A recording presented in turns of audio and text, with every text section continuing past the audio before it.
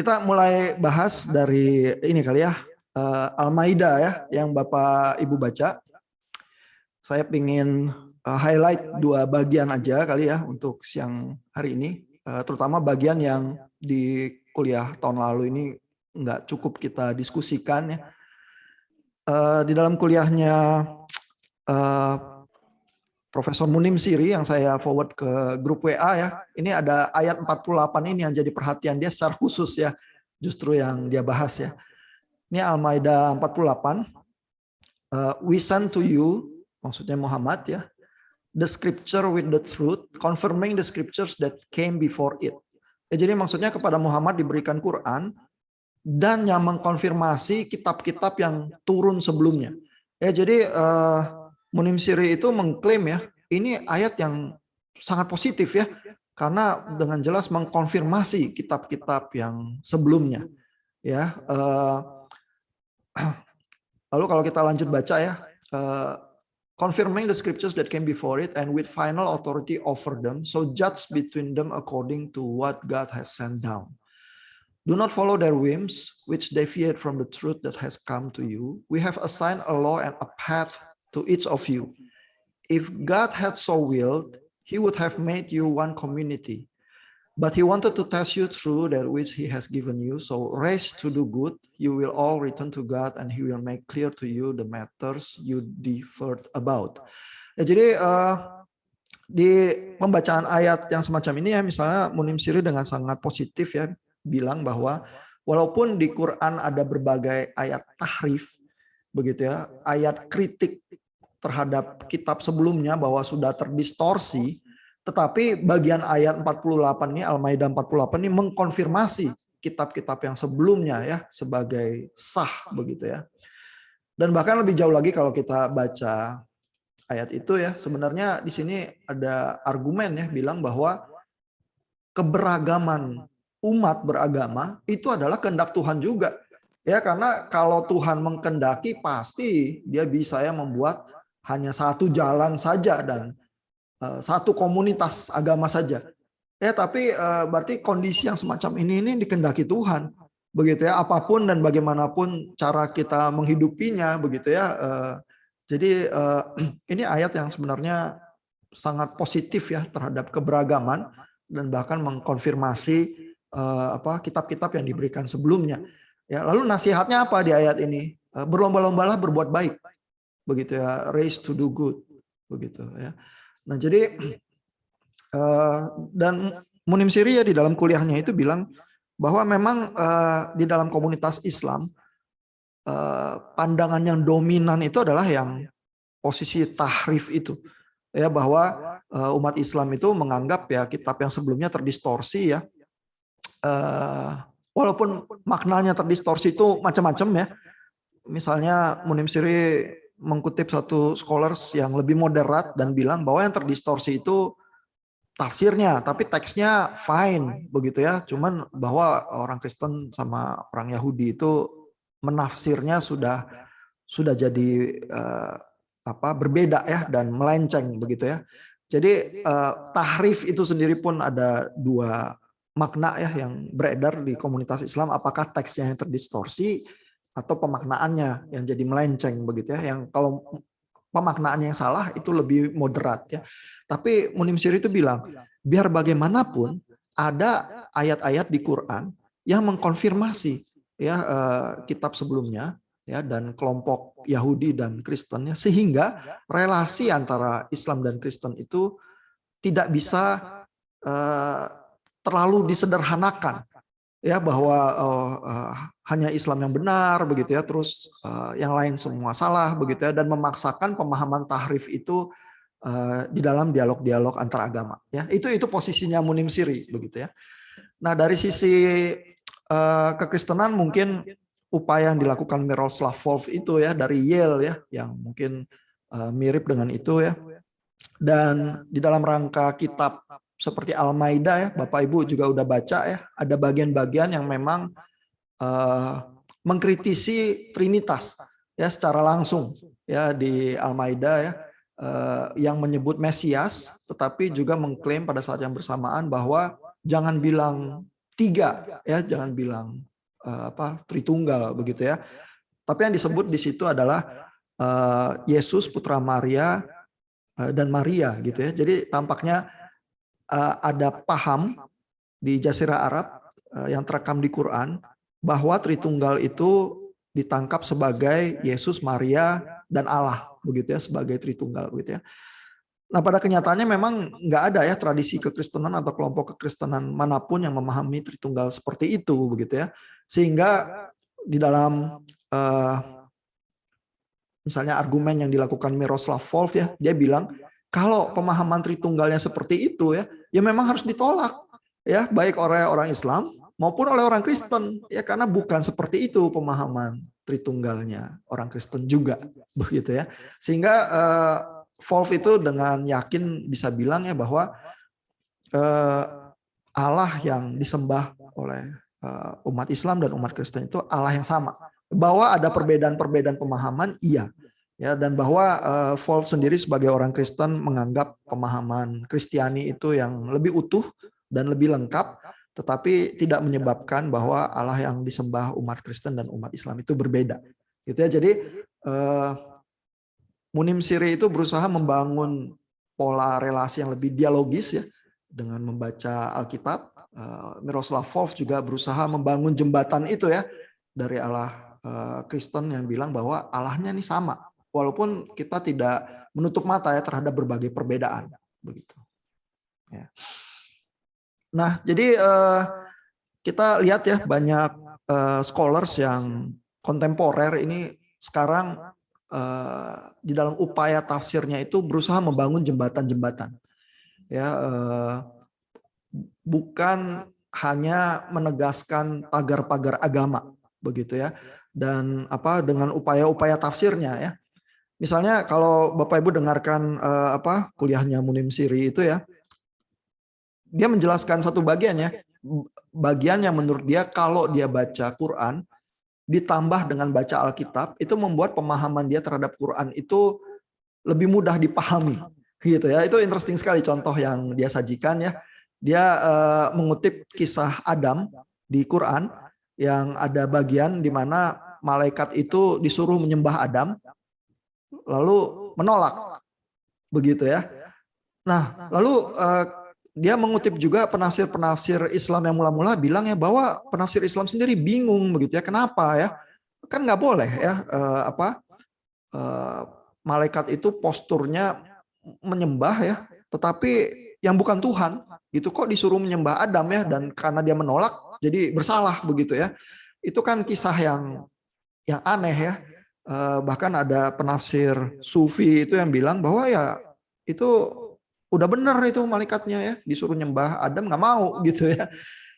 Terus tapi di dalam teksnya teks Quran itu dipersalahkan justru ya. Nah terus Munim Siri bilang begini, kalau dia baca tradisi-tradisi Kristen ya, baca Kejadian gitu ya misalnya, atau baca tafsirnya ya terhadap Kejadian misalnya di Talmud atau Misnah ya, itu tradisi Yudaisme begitu ya, itu kelihatan ada teks-teks yang mulai bilang bahwa manusia itu memancarkan sesuatu yang divine juga begitu ya, karena argumennya adalah dari kitab Kejadian itu manusia diciptakan segambar serupa Allah begitu ya, sehingga dengan demikian tidak mengherankan bahwa ada perintah di Quran malaikat itu disuruh menyembah Adam begitu ya.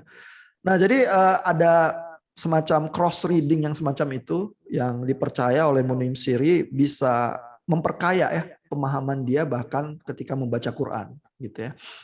Nah saya nggak tahu ya kalau di kalangan Kristen, saya rasa sih kebanyakan orang Kristen itu agak bingung waktu baca Quran, seperti experience yang Bapak Ibu alami mungkin ya, mencoba membaca surah Mekah terus surah beberapa pilihan surah Madinah begitu ya, menangkap motif-motif teologi yang muncul bisa bingung. Terus juga mungkin agak enggan juga ya melakukan pembacaan Quran untuk edifikasi rohani begitu ya, atau bingung juga gimana caranya begitu ya. Nah itu jadi satu challenge yang cukup interesting ya kalau Munim Siri itu melakukan dari arah Islam ya, baca Alkitab terus untuk memperkaya pemahaman Quran, apa tidak bisa gitu ya. Mungkin kalau pakai istilahnya yang Pak Patrick pakai di textingnya Pak Patrick adalah di dalam ranah anugerah umum ya. Di dalam ranah anugerah umum kan kita baca semua buku ya. Even bukunya Calvin atau Luther juga bukan Alkitab gitu ya, tapi kita baca sebagai sesuatu yang mengedifikasi ya, karena menolong kita juga bisa memahami ya apa kalau baca Alkitab gitu ya. Jadi kalau misalnya semua bacaan di ranah anugerah umum kita perlakukan seperti itu ya, kita baca dan kita anggap menolong pembacaan kita juga memahami kehidupan, memahami Alkitab gitu ya. Apa mungkin bisa juga ya skema semacam itu diambil ya oleh orang Kristen gitu misalnya. Ya, jadi itu usulan-usulannya yang bisa muncul ya. Kalau kita baca Al-Maidah ada kritik ya terhadap umat Kristen dan Yahudi, tapi juga ada konfirmasi ya, sehingga mungkin relasinya tidak mesti hanya polemikal, bisa juga sesuatu yang lebih dialogis ya. Paling tidak keyakinannya Munim Siri seperti itu. Mungkin ada komentar dulu atau pertanyaan, silakan kalau udah tergelitik ada pertanyaan.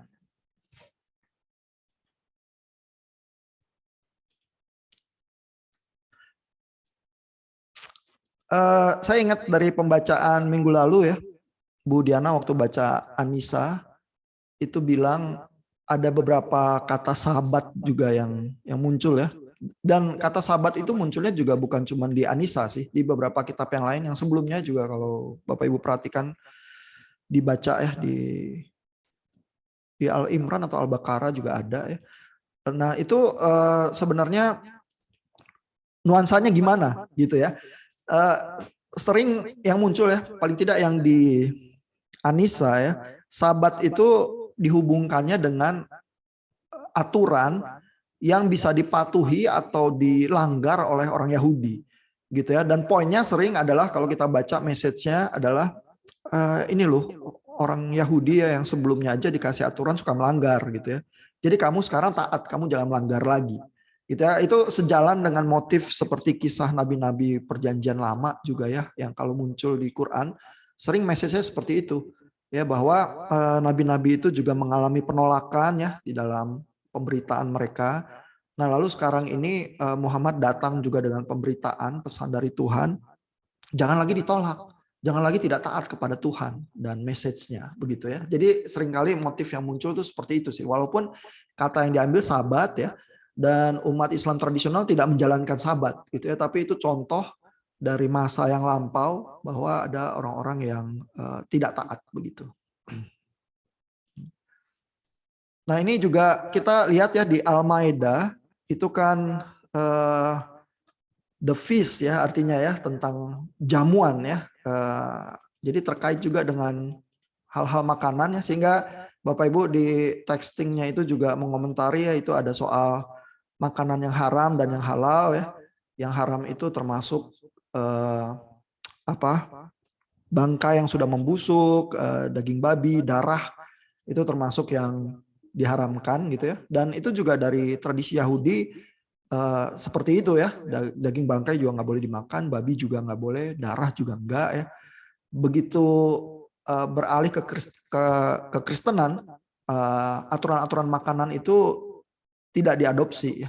Walaupun kalau kita baca di Kisah Para Rasul masih ada ya, jangan makan darah itu tuh masih ada tuh di dalam sidang di Yerusalem di Kisah Para Rasul 15 itu ya, aturan-aturannya untuk Gentiles yang dititipkan kepada Paulus yang melayani ke Gentiles itu masih ada ya aturan itu sebenarnya.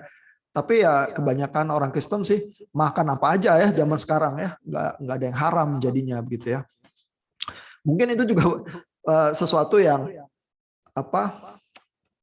di dalam praktek kehidupannya kita perlu lagi ya belajar dari tradisi-tradisi yang mengedepankan pola makan tertentu ya. Karena mungkin eksesnya adalah ya iya sih buat orang Kristen segala makanan itu dari Tuhan ya, asal didoakan dan diberkati mestinya nggak ada masalah ya. Tapi kalau sampai pokoknya kita makan aja terus apa aja terus sembarangan begitu aja ya pola hidupnya ya, maka memang banyak hal yang tidak baik juga yang bisa terjadi ya di dalam kesehatan kehidupan kita ya, dan juga terhadap lingkungan ya, karena kita tuh seringnya di dalam kehidupan yang tidak ada bagian yang sakral lagi ya, terutama dalam hal makanan ya. Tiba-tiba kita tuh merusak segala sesuatu ya, juga lingkungan hidup kita ya, karena kita membuldoser ya segala sesuatu supaya kita bisa makan ya, supaya daging kita cukup, makanan kita cukup. Terserah alam itu menderitanya kayak apa dan akan mengakibatkan problem-problem lingkungannya seperti apa, kita nggak peduli gitu ya. Nah mungkin sih kalau posisi kemanusiaan udah di taraf yang seperti itu, kita perlu belajar lagi ya dari tradisi-tradisi yang memang menunjukkan ada yang sakral nih dalam makanan kita, dan kita perlu ya hidup secara lebih memperhatikannya apa yang masuk ke dalam mulut kita dan bagaimana ya kita menghidupinya gitu ya. Nah ini ya soal makanan itu, jadi selain persoalan makanan haram dan halal ya, di dalam diskusi yang tahun lalu, kalau Bapak Ibu mau ikuti ya, di dalam recordingnya ada yang lebih lebih mendetil ya pembahasan soal makanan haram dan halal itu ya. Saya menghindari membahas bagian yang sama ya, jadi saya pilih bagian yang lain supaya nanti kalau Bapak Ibu ikuti recordingnya saling melengkapi. Ini bagian di mana kisahnya di Quran Yesus meminta makanan dari sorga. Ya, ini juga beberapa texting Bapak Ibu ada yang mengomentari ini ya. Di sini kisahnya adalah murid-murid ya bilang ya kepada Yesus putra Maria, apakah Tuhan bisa mengirimkan jamuan ya dari surga begitu ya. Nah, ini mengacu ke yang mana begitu ya. Kisah mana di Alkitab ini bisa ambigu ya, karena memang tidak word by word ya kisahnya ya, melainkan dikisahkan dengan cepat sambil lalu seperti itu ya. Lalu Yesus bilang ya, beware of God if you are true believers ya. Jadi ingatlah Tuhan kalau kamu memang orang percaya ya. They said we wish to eat from it, to have our hearts reassured, to know that you have told us the truth and to be witnesses of it. Jadi ini persoalan makanan, tapi yang dibicarakan di sini adalah Yesus bilang kamu jadi true believers ya, jadi orang percaya yang sesungguhnya. Lalu mereka bilangnya adalah persoalan makanan ini adalah kita ingin makan supaya kita ingin hatinya diteguhkan ya, bahwa yang kamu berikan kepada kita itu kebenaran dan kita bisa menjadi saksinya. Ya, jadi ini sebenarnya langsung tampak ya bahwa ini bukan persoalan makan gitu aja, dan bukan persoalan mukjizatnya begitu ya, melainkan persoalan ajaran benar atau enggak ya, dan kita percaya kepada Tuhan ini Tuhan yang benar atau enggak ya, di dalam proses meminta jamuan dari surga ini ya.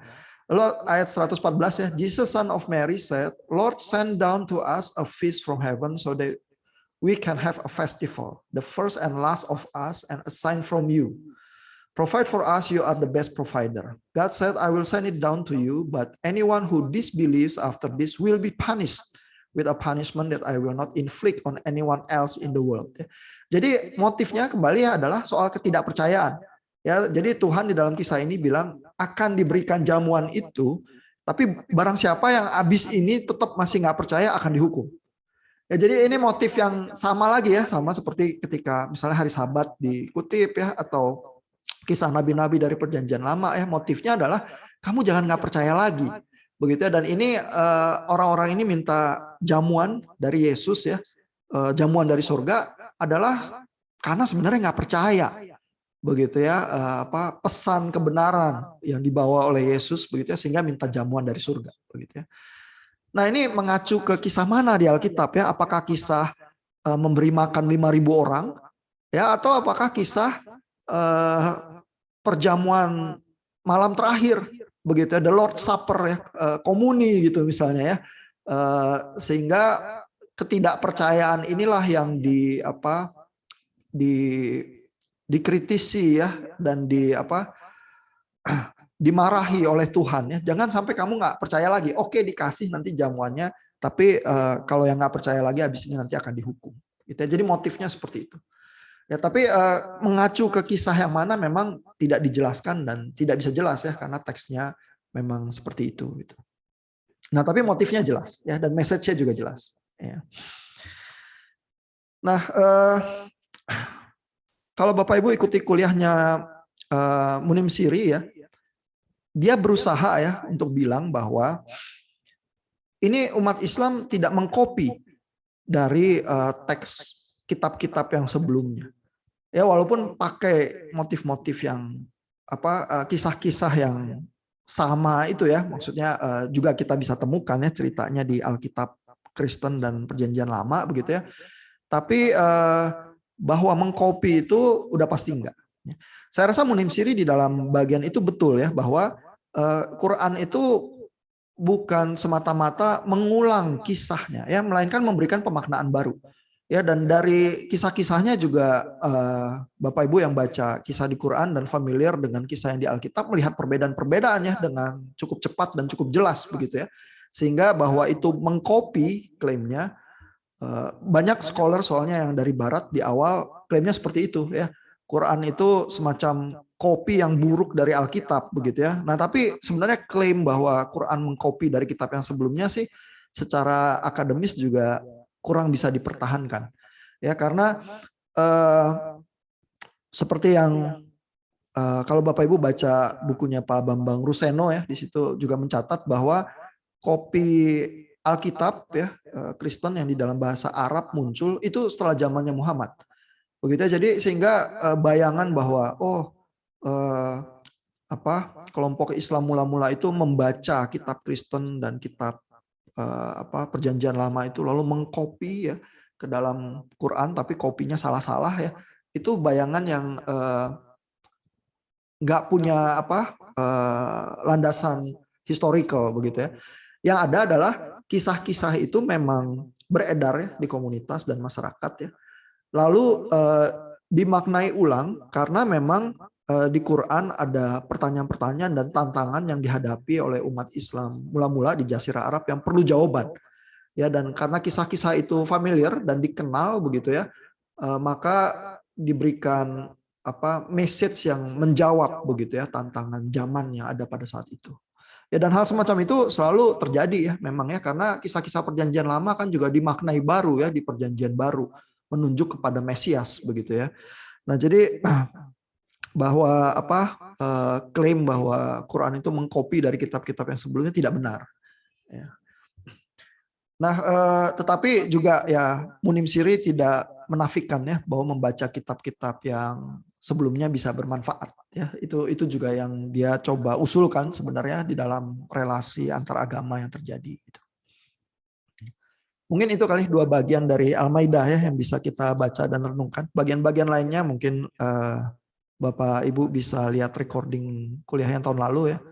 Jadi kalau ada waktu saya ingin move on ke papernya Greg Barton nih karena sangat menarik ya. Tapi sebelum itu ada komentar atau pertanyaan? Silakan kalau ada.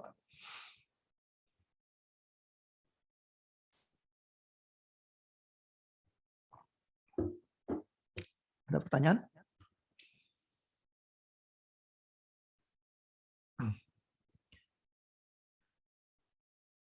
Nah, bacaan ya. Oh, nggak ada dari Ibu Tirma Aman. Bacaan berikutnya buat minggu depan ya. Jadi baca Quran secara langsung yang saya cuplik itu untuk Bapak Ibu baca sampai minggu ini ya. Jadi sampai Al-Maidah ya. Paling tidak Bapak Ibu udah merasakan membaca surah-surah Mekah ya yang dicuplik juga dan beberapa surah Madinah.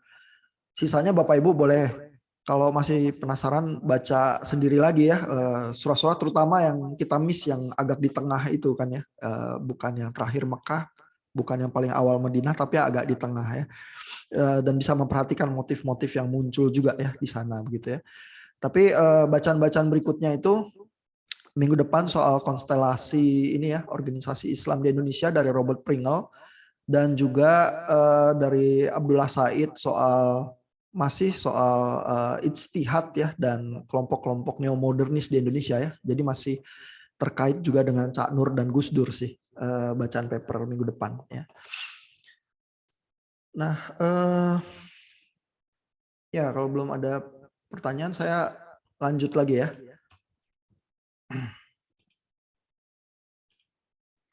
Oke, Bapak Ibu juga ada beberapa ya yang membaca dari papernya soal Cak Nur dan Gus Dur ya, papernya Greg Barton. Itu papernya cukup menarik ya karena berisi biografi juga ya. Jadi mungkin buat Bapak Ibu yang baca bisa menangkap juga ya figur paling sedikit yang dikisahkan Greg Barton ya tentang Cak Nur dan Gus Dur ya. Ini pribadi-pribadi yang sangat unik ya karena keduanya Cak Nur dan Gus Dur itu tumbuhnya di pesantren. Ya, jadi Greg Barton itu di dalam analisisnya melihat bahwa Cak Nur dan Gus Dur itu tumbuh kuat dalam classical Islam. Ya, paham bahasa Arab dengan mendalam, tafsir-tafsir Quran ya yang diajarkan di pesantren ya. Tetapi lebih lanjut lalu Gus Dur itu sekolahnya ke Al-Azhar ya di Kairo di Mesir. Cuman dia nggak tahan ya di Al-Azhar yang di dalam papernya Greg Barton itu dibilang terlalu sempit ya di dalam pandangan Gus Dur ya pikiran-pikirannya, sehingga terus dia pindah ke Baghdad ya belajar sastra di sana begitu ya dan menamatkan pendidikan dalam bidang sastra di sana justru. Jadi Gus Dur itu orang sastra ya, tapi kombinasi antara ilmu sastra ya dan pendidikan pesantren itu membuat tafsir-tafsirnya itu diterima ya di dalam masyarakat yang luas ya, dan terutama di kalangan NU ya. Dan nanti Bapak Ibu bisa lihat ya bahwa komunitas NU itu mungkin organisasi yang paling besar ya di Indonesia untuk organisasi Islam. Yang kedua Muhammadiyah. Ya, dan mungkin NU bersama Muhammadiyah itu udah 70% lebih ya dari umat Islam yang ada di Indonesia. Ya, sehingga ini mayoritas nih kalau kita lihat pemikiran-pemikiran Muhammadiyah dan pemikiran NU begitu ya, dan tokoh besar NU adalah Gus Dur ya. Nah, Cak Nur sehabis pendidikan di pesantren dia masuk ke IAIN, lalu habis itu dia lanjut ke University of Chicago ya, profesornya namanya Fazlur Rahman, dan Fazlur Rahman itu mengusulkan tafsir yang sangat modern ya, yang dikenal dengan tafsir dua langkah. Ya, jadi tafsir yang berusaha diusulkan Fazlur Rahman itu tafsir kontekstual ya. Kembali ke konteksnya Quran dulu ya. Lihat konteks sejarahnya di situ. Lalu habis itu balik lagi ke zaman kontemporer dan bagaimana menerapkannya ya. Jadi berpikirnya pelan-pelan dua langkah semacam itu. Ya, double movement begitu istilahnya ya kalau baca referensi-referensi tentang Fazlur Rahman ya. Dan Cak Nur itu mewarisi ya gaya tafsir yang semacam itu waktu kembali ke Indonesia begitu ya.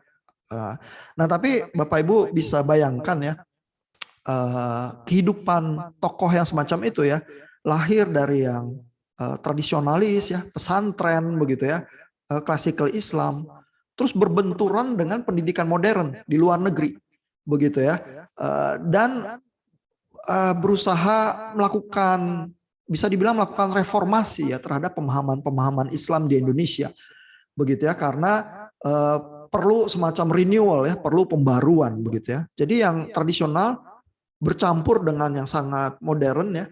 Dalam pemahamannya Greg Barton itu neomodernis itu ya. Jadi Cak Nur dan Gus Dur itu bukan semata-mata tradisional, bukan semata-mata modernis juga, tetapi gabungan keduanya. Ya, menurut Barton yang cocok adalah namanya kelompok neomodernis. Nah, saya ingin tunjukkan dari papernya ya, pembahasan tentang neomodernisnya itu, apa yang dimaksud itu ya, di bagian akhir dari papernya ya. Kalau biografinya Cak Nur dan Gus Dur, Bapak Ibu bisa lihat recording yang tahun lalu ya, dibahas lebih mendetail, tapi bisa kalau penasaran ya baca ulang papernya ya, karena paper ini menarik sekali ya. Nah, di bagian akhir ini ya, ada sub chapter ya tentang neomodernism nih, itu adalah jadi setelah membahas biografinya Cak Nur dan Gus Dur ya, dan oh ini masih agak di awal ya. Ini cerita tentang Cak Nur ya di awal tahun 1970-an. Nanti habis ini kita ke belakang ya, lihat neomodernism itu maksudnya apa ya. Yang diambil sebenarnya dari istilah yang dipakai oleh Fazlur Rahman sih ya. Nah, ini di bagiannya ini halaman 329. Nurcholish Madjid itu terkenal di dalam sejarah Indonesia tahun 70-an ya. Itu bicara tentang sekularisasi ya. Istilah yang dia pakai pertama ya sebenarnya secularization. Ya, makanya Barton ini juga bilang ya bahwa ya Cak Nur sama Gus Dur itu nggak cocok masuk ke dalam kotak tradisionalis begitu aja ya. Karena dia lebih mirip pemikir-pemikir barat yang sekuler begitu ya. Salah satunya adalah yang apa bikin kontroversi cukup keras ya tahun 70-an itu istilah ini yang dipakai oleh Nurcholish Madjid ya, secularization ya. Dan ini dibarengi dengan slogan misalnya bahwa Partai Islam no, Islam yes. Begitu ya. Jadi menolak politisasi agama sebenarnya ya. Jadi sebenarnya sekularisasi ini kalau kita mau apa cermati dan pertajam yang dimaksud oleh Cak Nur adalah jangan hal-hal yang tidak sakral itu dijadikan sakral juga. Begitu ya, misalnya politik. Begitu ya. Nah, tapi istilah sekularisasi ini langsung memancing ini ya, konfrontasi ya, karena wah ini berarti udah sesat nih ya. Ini juga apa komentarnya Greg Barton tuh begitu ya. Banyak yang kritiknya itu jadi marah besar ya dan menganggap ini Cak Nur ini punya heretical inclinations ya, punya satu kecenderungan yang sesat begitu ya, karena lihat aja ya dia merasa Islam itu stagnan ya, perlu reform, perlu pembaharuan dan langkahnya apa? Sekularisasi. Begitu ya. Nah, belakangan Cak Nur itu memperlembut ya istilah yang dia pakai itu, dia pakai istilah desakralisasi. Nah, ini mungkin lebih dekat ya dengan maksud dia yang sebenarnya ya, bahwa ya yang nggak sakral kita harus desakralisasi ya. Memang Islam, Quran dan sebagai tradisi agama itu sakral ya, tapi campur sama politik. Lalu politik yang memang nggak sakral itu terus kita anggap sakral juga gitu ya, sehingga muncul kesulitan-kesulitan ya. Kita harus desakralisasi. Ya, kurang lebih seperti itu ya yang Cak Nur katakan gitu ya. Nah, posisi-posisi seperti itu ya juga terlihat dari kiprahnya Gus Dur begitu ya, karena misalnya di papernya Greg Barton itu dan Pak Patrick ya di dalam textingnya menyebut juga ya, Gus Dur itu mengkritisi It's Me. Ya, karena dianggap waktu itu It's Me yang dibentuk oleh Soeharto ya, untuk memperoleh simpati juga kelompok Islam ya di dalam gerakan politiknya, lalu mengangkat Habibie ya sebagai ketua It's Me begitu ya, karena dianggap mewakili kalangan intelektual dan saintis begitu ya. Nah, tapi Gus Dur itu sangat berhati-hati dan merasa ini tuh sebenarnya politik sedang mengkooptasi agama begitu ya, sehingga mengkritisi ya move yang semacam itu begitu ya. Dan jadi sensitivitas semacam itu ya, jangan sampai agama itu terlalu dekat dengan politik begitu ya, terus nanti jadi dieksploitasi begitu ya, karena akan merusak keagamaan itu sendiri ya. Itu ditunjukkan tuh sensitivitas itu oleh Cak Nur dan Gus Dur ya, dan diwarisi juga ya di dalam pemikir-pemikir NU yang kontemporer ya, yang zaman sekarang begitu ya. Dan sampai kepada sensitivitas semacam itu juga karena pengaruh Western education ya.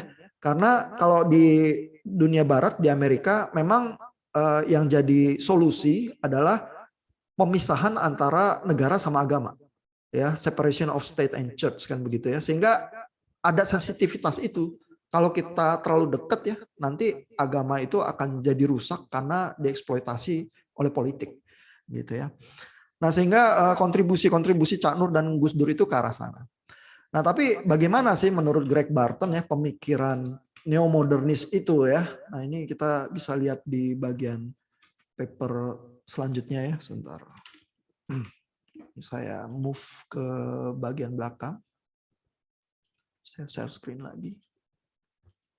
Nah, ini ya halaman 342 di bagian bawah ini ya ada Islamic Neo-Modernism and the Thought of Nur Khalis Mojid and Abdurrahman Wahid ya. Jadi ada bagian itu.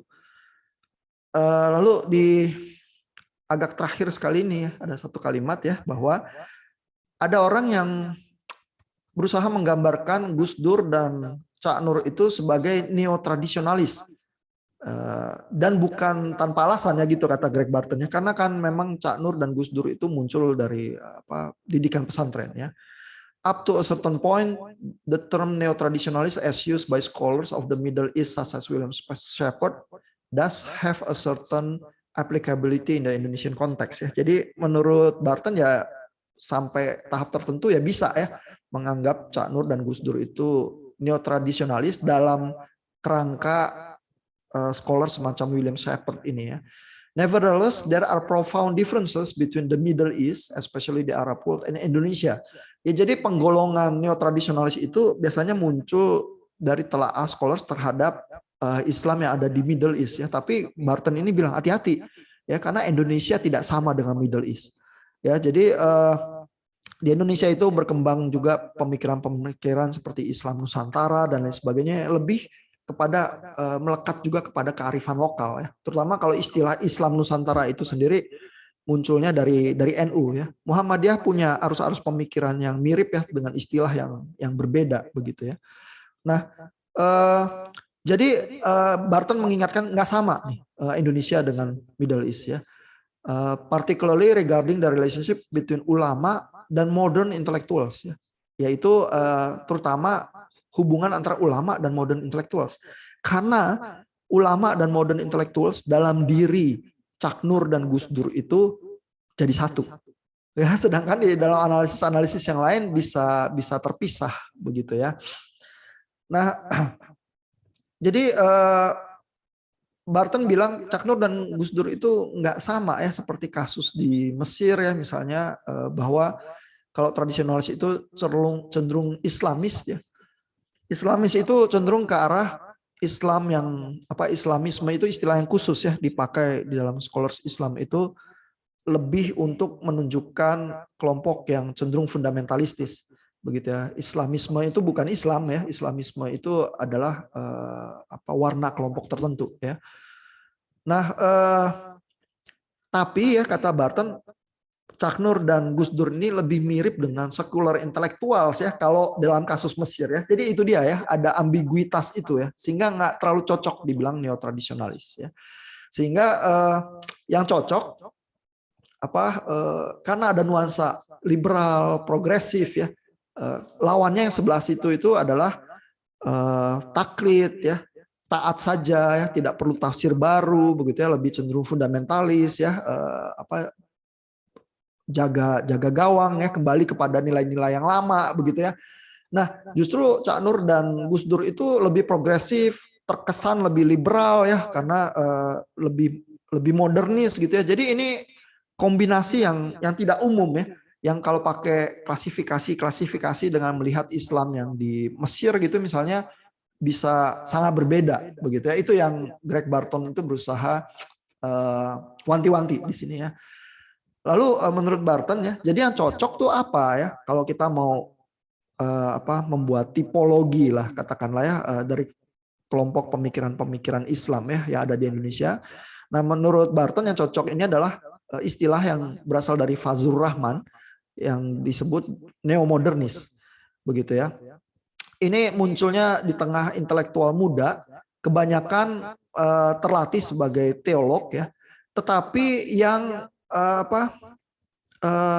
kecewa ya terhadap mimpi-mimpi atau bayangan visi modernis atau neo-revivalism begitu ya, sehingga mereka itu pakai arah yang lebih berbeda ya, tidak menolak sumbangan kontribusi pemikiran Barat ya, tetapi menggabungkan dengan akar pemikiran klasikal Islam yang lebih tradisional, gitu ya. Jadi neomodernis itu ya mirip tradisionalisme, ya, tapi tidak fundamentalis, begitu ya. Itu dia yang bikin jadi punya warna yang beda itu. Karena kalau yang fundamentalis itu ada satu warna yang menolak pemikiran-pemikiran Western yang dianggap sebagai pemikiran yang berbeda ya, Occidental other begitu ya, yang berbeda dan sebaiknya ditolak begitu ya. Nah, on the contrary, neo-modernism wishes for Islam and to some extent finds in Islam that which is good and noble in Western civilization. Ya, jadi neomodernis itu melihat bagian-bagian yang baik ya dan agung ya dari Western civilization itu juga tercermin di dalam tradisi Islam. Begitu, jadi nggak menolak. Bukan berarti mereka nggak kritis ya terhadap pemikiran-pemikiran Barat, nggak diadopsi semuanya, tetapi juga nggak ditolak mentah-mentah dari awal sebagai harus anti Barat, anti asing dan lain sebagainya ya. Dan tentu aja kan ini juga Cak Nur dididiknya di University of Chicago ya, jadi training yang begitu berkualitas dan tinggi dari Barat menghasilkan semacam mindset juga ya, critical thinking tertentu juga ya, bahkan terhadap tradisi Barat itu sendiri, tapi juga berhasil mengadopsi yang baik ya dari tradisi-tradisi Barat yang dipelajari begitu ya. Dan baik Cak Nur maupun Gus Dur tidak meninggalkan juga tradisi pesantren yang diwarisi ya, sehingga mereka bisa comeback ya, melakukan interpretasi ulang ya yang bisa diterima oleh masyarakat yang cenderung tradisional. Ya, kayak NU itu sangat berakar ya di dalam grassroots ini ya, Muslim kebanyakan ya tradisional. Makanya juga kelompok yang paling besar ya di Indonesia ya. Mungkin estimasinya mungkin sekitar 40% kali dari total umat Islam di Indonesia itu NU, begitu ya. 30% lainnya Muhammadiyah, begitu ya. Nah, jadi Bapak Ibu bisa bayangkan ya di dalam paper Greg Barton ini ya, muncul semacam gambarannya terhadap figur seorang tokoh reformasi. Begitu ya. Jadi dengan kata lain, kalau mau jadi melakukan gerakan yang mereformasi pemikiran agama gitu ya, ini perlu dua peleburan dua dunia yang semacam itu ya. Kalau nggak berakar kuat di dalam hal yang tradisional, yang classical understanding dari agamanya begitu ya, dia nanti nggak bisa juga melakukan reformulasi ya atau pemaknaan baru ya untuk mereformasi tradisinya, karena dia nggak tahu akarnya dari mana gitu ya. Jadi itu harus punya tuh ya, dan Cak Nur dan Gus Dur muncul dari akar pesantren ya pendidikannya. Tapi kalau cuman itu doang ya nanti jadi tradisionalis ya, nggak bergerak kemana-mana ya. Perlu kutub yang berikutnya lagi ya, pendidikan yang modernis itu juga ya, gaya tafsir yang baru ya, sehingga karena kalau mau melakukan tafsir ulang, mau melakukan ijtihad, ya memang harus skillful ya, nggak bisa ya kalau pandangannya cuma sempit muncul dari tradisinya gitu aja gitu ya. Nah, jadi dan kalau Bapak Ibu mencermati sejarahnya Calvin sama Luther, mereka juga gitu. Ya, mereka muncul dari tradisi Katolik ya, dua-duanya orang Katolik ya, dan bahkan Luther itu rahib Katolik, profesor teologi begitu ya. Tapi juga yang masuk ke dalam arus Renaissance ya, yang waktu itu pemikirannya sangat menggelora ya di Eropa ya, dan mendorong pemikiran-pemikiran ke arah yang lebih progresif dan pembaharuan begitu ya, sehingga yang seperti Luther dan Calvin itulah yang punya keberanian ya meninggalkan pijakan-pijakan tradisional medievalnya begitu ya, karena meyakini mereka kembali kepada pembacaan Alkitab yang lebih mula-mula ya. Mereka dorongannya adalah back to the sources ya, kembali kepada sumbernya begitu ya, karena mereka menguasai bahasa Yunani koine ya, sehingga bisa membaca teks di dalam bahasa aslinya langsung ya. Tetapi penghargaan kepada bahasa asli dan back to the sources itu munculnya dari budaya Renaissance sebenarnya, yang mereka warisi itu ya, yang sangat modern di zaman mereka itu juga begitu ya. Jadi ada peleburan dua arus itu ya, yang baru bisa menghasilkan reformasi yang produktif tuh. Ya, jadi jangan-jangan ya kalau Bapak Ibu berpikir ya, Jadi umat Kristen Indonesia ya, kalau mau melakukan reformasi sekarang itu kayak apa? Mungkin ramuannya nggak gitu jauh beda ya. Kalau Bapak Ibu dengar ini kok pengkhotbah kayaknya liberal sekali gitu ya. Nah, itu akibat studi training teologi modern begitu ya. Tapi kok dia ngomong dari Alkitab ya, eksegese begitu ya. Eksegesonya ini mendalam, berakar begitu ya. Nah, itu dari tradisi klasikal ya. Nah, kalau dia bisa dua-duanya ya, dan jangan-jangan dia bisa bicara suara kenabian baru ya untuk memang tantangan-tantangan kontemporer gitu ya.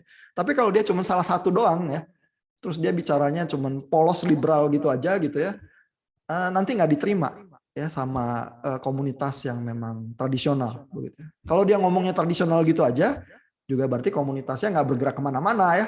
Ya udah gitu aja, jaga gawang aja begitu ya. Dan mungkin kalau jaga gawangnya pikiran-pikiran Luther ya atau Calvin ya berarti kembali ke abad ke-16 ya. Itu zaman keemasan yang dibayangkan gitu ya. Atau kembali ke zaman Westminster Catechism atau apa gitu ya. Nah, tapi kalau nih orang khotbah kok berani ya mengkritisi Westminster Catechism ya, gitu ya misalnya ya.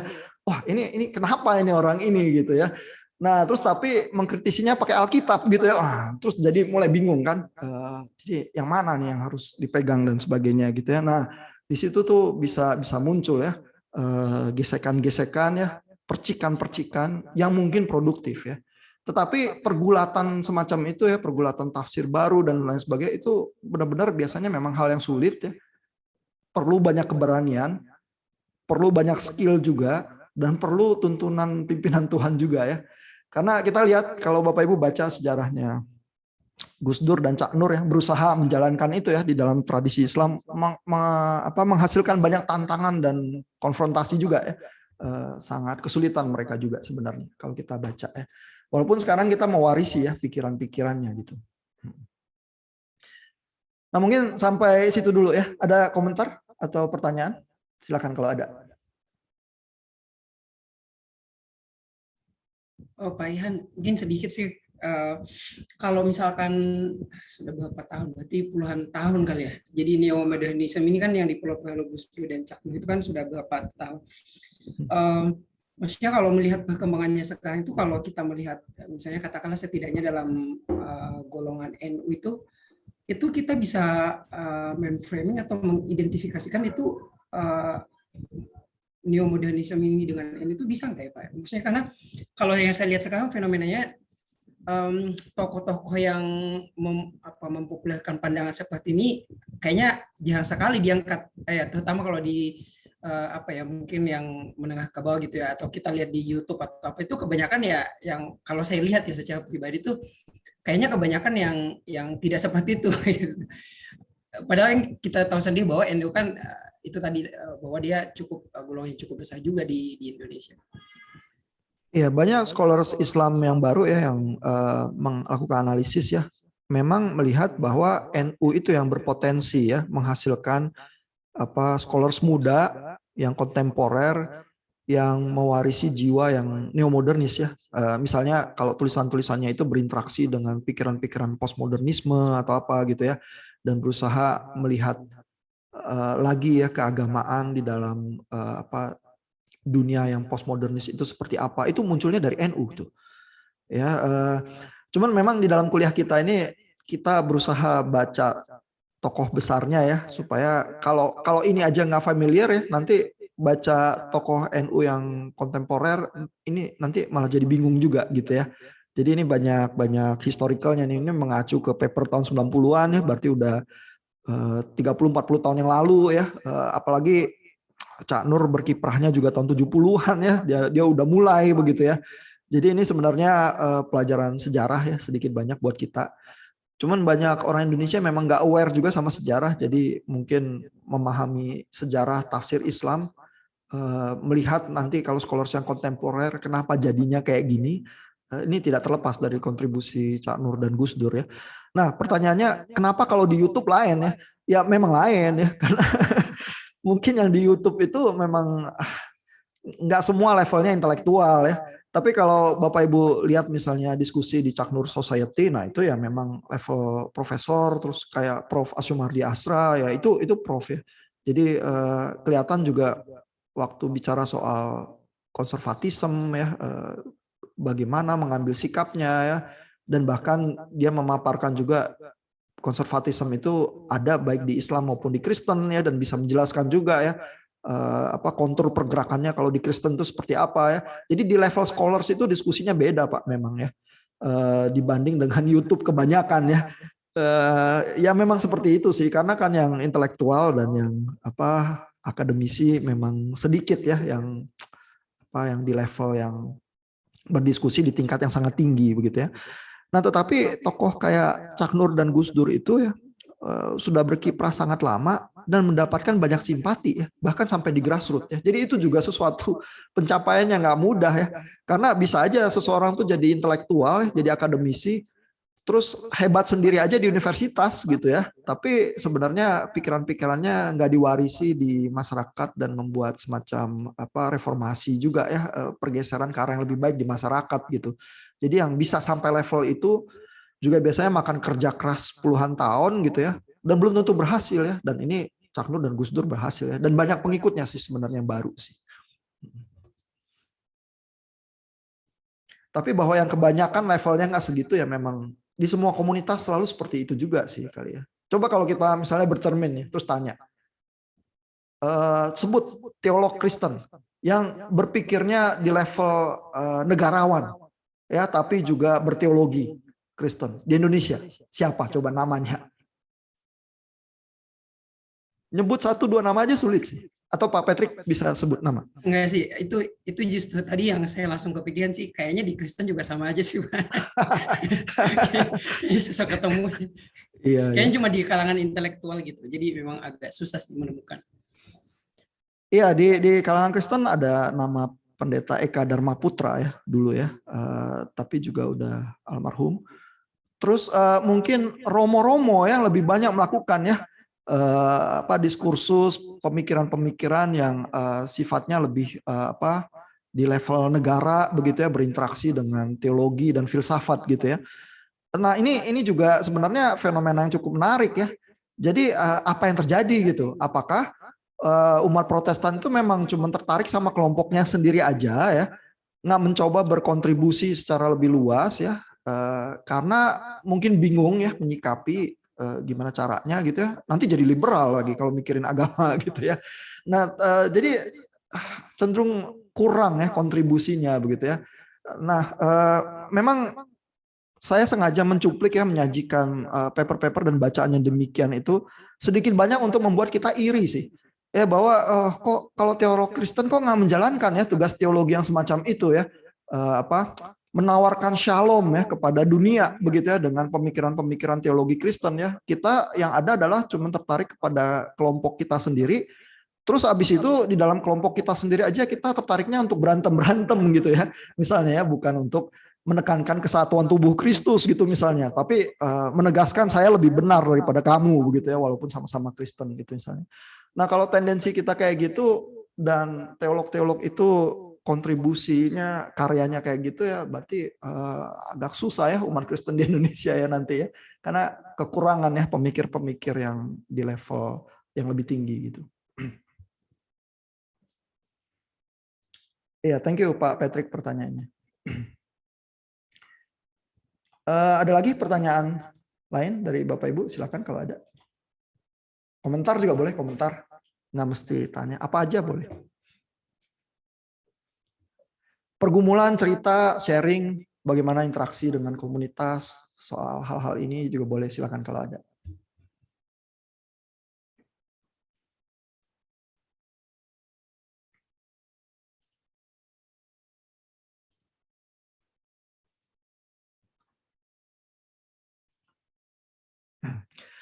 Nah, itu kan Bapak Ibu kuliahnya di Sekolah Tinggi Teologi Reform gitu ya. Jadi sebenarnya aspirasinya ingin melakukan reformasi ya sebenarnya. Terus kira-kira kalau dari trajektori pendidikan dan pelatihan ya, terus membandingkan ya dengan trajektorinya yang dibaca dari biografinya Gus Dur atau Cak Nur gitu ya. Misalnya kalau mau melakukan reformasi itu tantangannya apa ya, atau kesulitannya dari training yang diberikan itu seperti apa ya? Ada komentar atau perasaan? Ya mungkin kalau baru bergabung, baru kuliah teologi, mungkin baru mulai berusaha mencoba nge-sense gitu. Tapi yang udah lebih lama, udah beberapa tahun, terus udah mau lulus lagi ya, lagi bikin proposal, tesis, skripsi, tiba-tiba lulus, terus tiba-tiba terjun ke masyarakat, terus harus melakukan tugas teologi itu ya di tengah-tengah komunitas dan masyarakat gitu ya. Kira-kira gimana membayangkan tantangannya kalau harus melakukan reformasi-reformasi?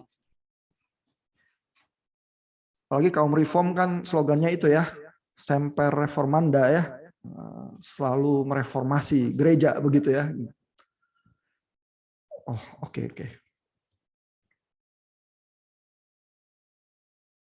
Ya, kalau nggak ada berarti cukup sampai di sini dulu ya. Saya matikan recordingnya, nanti minggu depan kita diskusi lebih lanjut.